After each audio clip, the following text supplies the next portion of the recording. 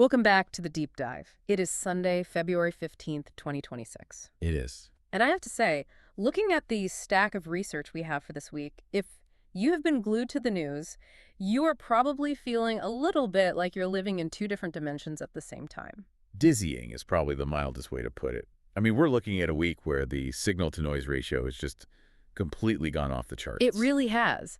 Because on one hand, you look at the financial tickers, and it is a rager of a party.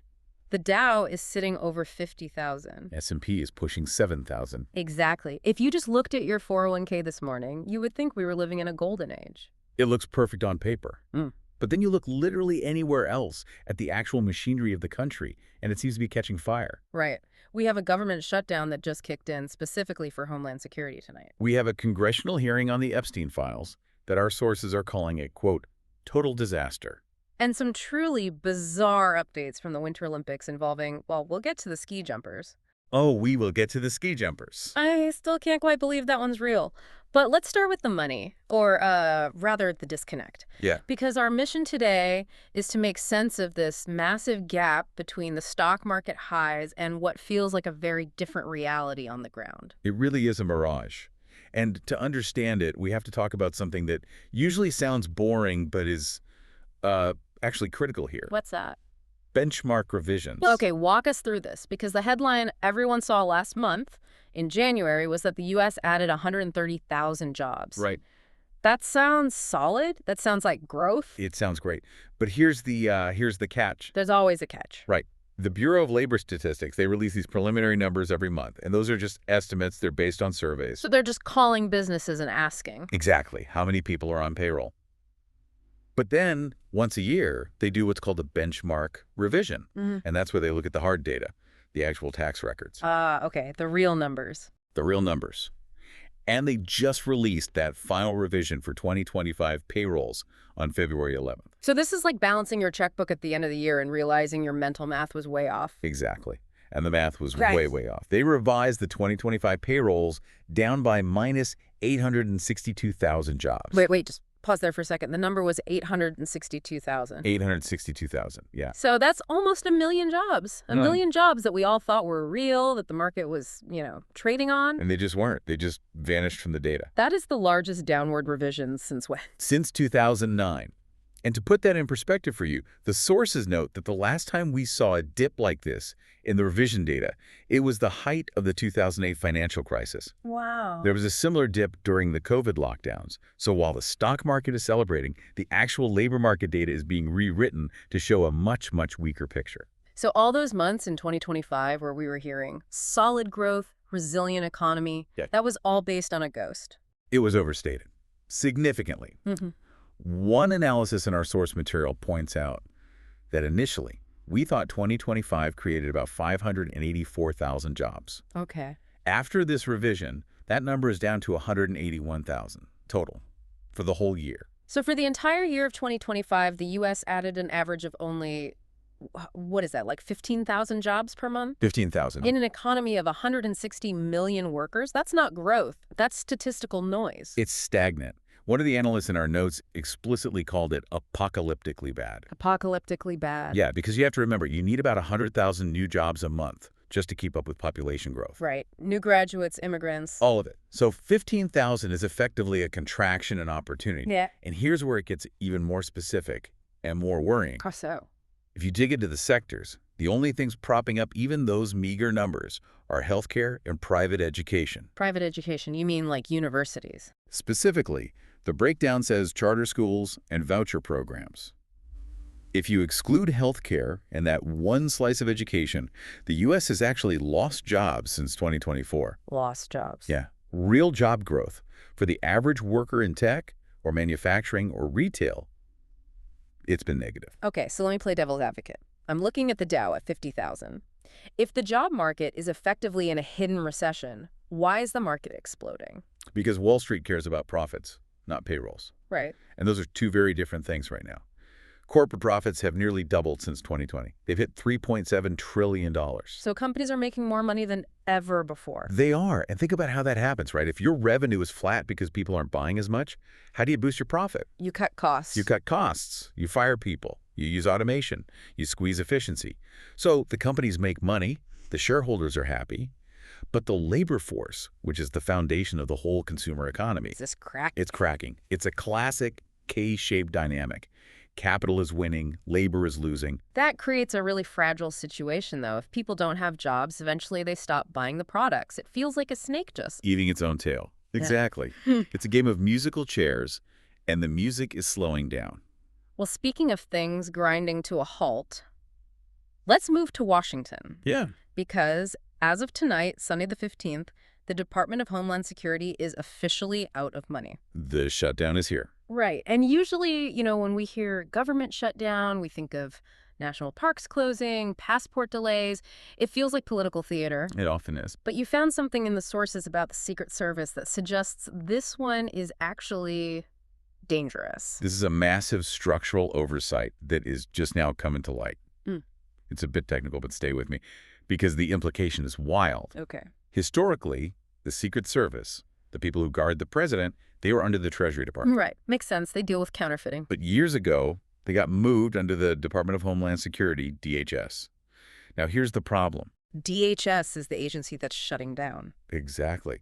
Their appropriation bill wasn't passed because of all these partisan fights. Yeah. So if DHS has no money, And the Secret Service is in DHS. then technically, the payroll for the protection of the president and the vice president is unfunded as of midnight tonight. You're kidding. They're working without guaranteed pay. That seems like a pretty big oversight. How does that even happen? Don't they have a contingency for, guarding the leader of the free world? It's a vulnerability of how we structure our agencies. They're deemed essential, so they have to work, but the funding mechanism is just broken.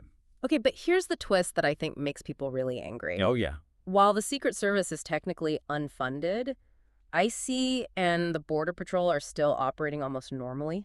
They are, even though they're also under DHS. How? Because they have these separate slush funds, that's the term that sources use. It's from a previous reconciliation package. So they have money that was already in the bank, so to speak? Exactly.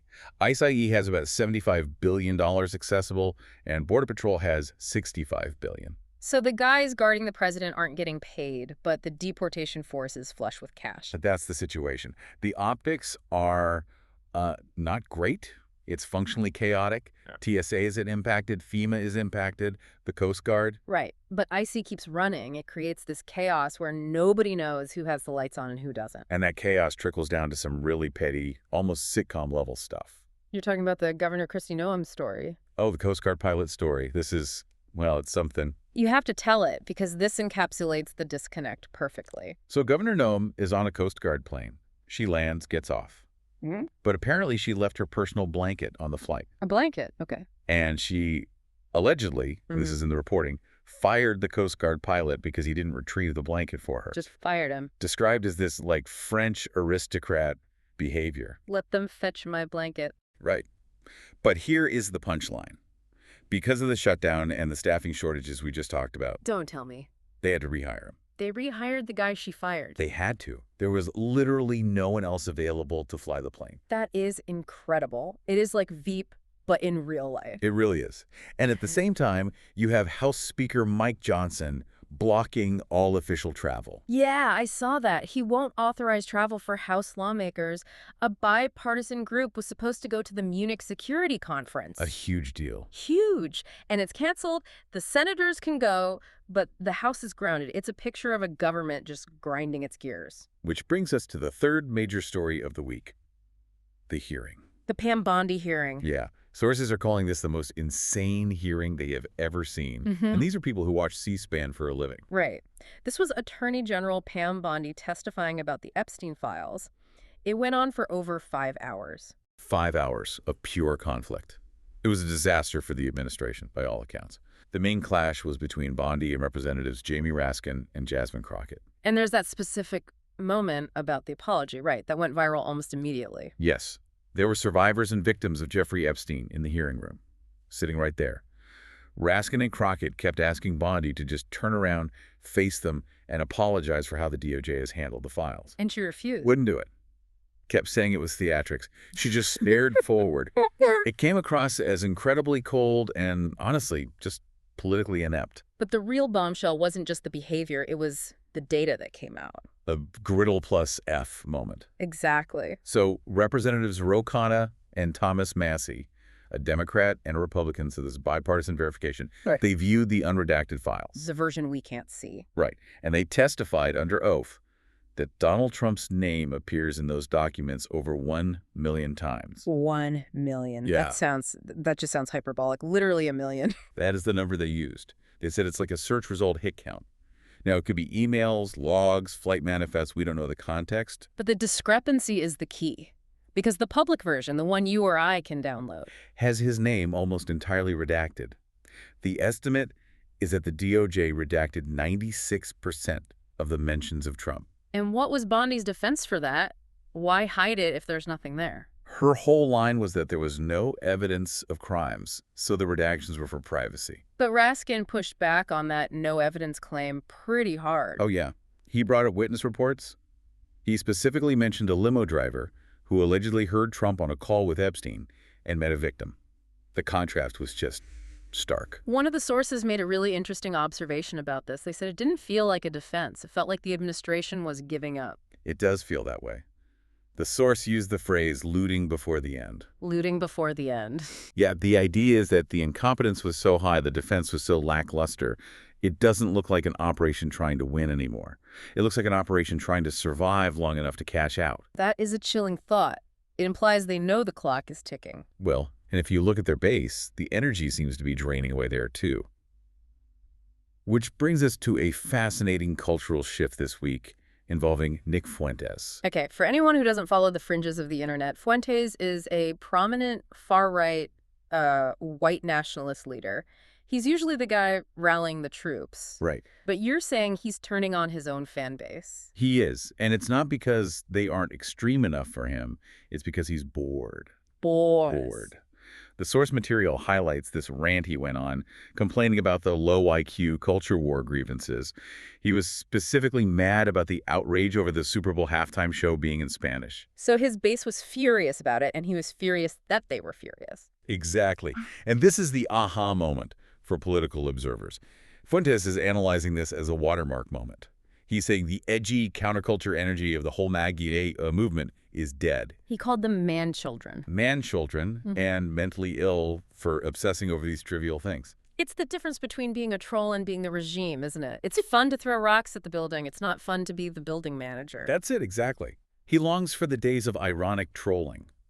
But now that his side is, in his view, culturally dominant, he has to defend policies. He has to defend J.D. Vance tweeting about video game censorship. You become a chore. A chore. He said being a MAGA isn't fun anymore. It highlights a real fracture.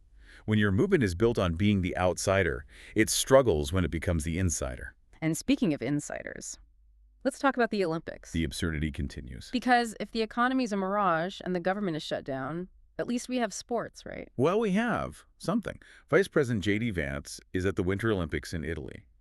And the reception has been, let's say, frosty. I see what you did there. Couldn't help it.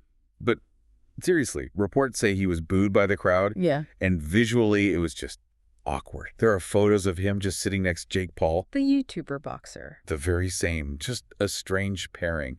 But the detail that really stuck out to me, and this is reported as fact, is the food situation. Please tell me the Kraft mac and cheese story is real. It's real. J.D. Vance traveled to Italy, arguably the culinary capital of the world, on a military transport plane. And brought his own food. Kraft mac and cheese singles. To avoid eating local food, it's this bizarre isolationism applied to dinner. It's like a caricature. But that is not even the weirdest Olympic story you found. No. You mentioned something about ski jumpers and fillers. Okay, so buckle up. This is the surprising fact of the episode. There is an open investigation into ski jumpers using hyaluronic acid injections. Hyaluronic acid, isn't that for skincare? For wrinkles? Usually. Or, No? in this context, it's often used for penile enlargement fillers. I'm sorry, what? You heard me. The investigation is looking into whether male athletes are using these injections to artificially increase the size of their genitalia. Why? I mean, I'm trying to process this. How does that help you jump further on skis? It's all physics. In ski jumping, you want to be a kite, right? You want to catch the wind. But the rules are very strict. Your suit has to be skin tight. Okay. It has to follow the contours of your body. You can't wear baggy pants to act like a parachute. I think I see where this is going. So if you physically expand part of your body, Oh my God. you stretch the suit. Specifically, you stretch it downward at the crotch, which creates a larger surface area between your legs. Mm. It acts like a little wing, a rudder. So they are biohacking their own anatomy to turn their suits into gliders. That is the allegation. It is a literal arms race to catch more wind. That is the most absurd thing I have ever heard. But in a way, it fits perfectly with everything else we've discussed today. It really does. Yeah. People manipulating the system, whether it's job numbers or government funding or their own bodies, just to stay afloat. And amidst all this, the mac and cheese, the penis fillers, the fake job numbers, there was a moment of clarity from one of the athletes, Hunter Hess. Yes, the American skier. He was asked about representing the U.S. given the current climate, and his answer was very telling. What did he say? He said he represents his friends and his family, not the government. Which circles right back to the theme, the great disconnect. It does. Hunter Hess disconnecting from the government, the stock market disconnecting from the labor market, DHS disconnecting from its own funding. Everyone is retreating into their own little silo of reality. So let's wrap this up for the listener. We've covered a lot of ground. We've got a Dow at 50,000 that is masking a labor market that just saw nearly 1 million jobs revised out of existence. We have a DHS shutdown where the people protecting the president aren't getting paid, but deportation squads have a slush fund. We have an attorney general refusing to look at victims while 1 million mentions of the president sit in unredacted files. And we have the cultural vanguard of the right wing getting bored of their own victory. So for you, the listener, trying to make sense of this week, what is the takeaway? Why does this matter personally? It matters because if you only look at the headlines, Dow 50K, jobs added, you are planning your life based on a map that doesn't exist. You're missing the structural rot underneath. So you can't plan your future based on a mirage. Exactly. And understanding these cracks in the labor data, in agency funding, and political coalitions is the only way to navigate what's coming next. And that leads us to our final thought. That phrase from the source material, looting the building before the jig is up. That's the question I want to leave you with. When you see the stock market booming while the labor market collapses, and you see political insiders acting with this level of brazen incompetence, are we watching a recovery? Or are we watching the series finale? Something to chew on. Thanks for diving in with us. Stay curious. See you next time.